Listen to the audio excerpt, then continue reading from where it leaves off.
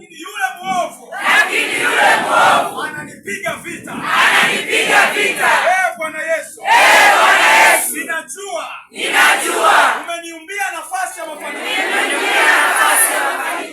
Yule mwovu ananipiga vita. Bwana Yesu, umeniumbia nafasi ya uzao. Lakini yule mwovu ananipiga vita. Kama Bwana uishivyo.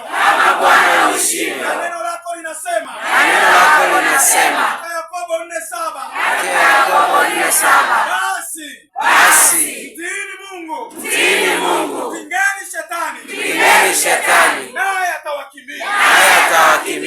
Bwana Yesu, inawezekana hiyo nafasi yangu imetekwa kwa sababu ya uovu, kwa sababu ya dhambi, kwa sababu ya makosa.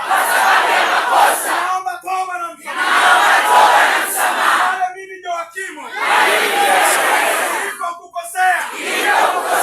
Naomba toba kwa ajili ya wazazi wangu, mama yangu Maria,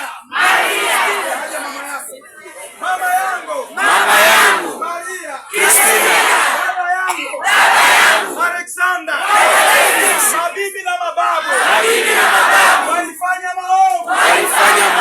Nafasi yangu ikatekwa. Naomba toba na msamaha.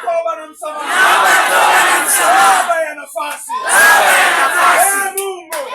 Mungu, unirehemu sawa na fadhili zako, kiasi cha wingi kwa rehema zako, uyafute maovu, makosa na dhambi. Kwa jina la Yesu. Shetani, sikia. Mungu Baba, Mungu Mwana, Mungu Roho Mtakatifu amenisikia, amenisamehe kwa rehema nyingi. Saa hii kwa jina la Yesu Kristo, nafasi yangu iliyotekwa ya utumishi, ya wito, ya mafanikio, ya uzao, ya utawala na uongozi.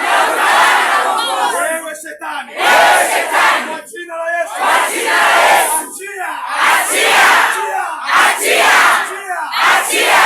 Haya, itaje afu mwambie achia.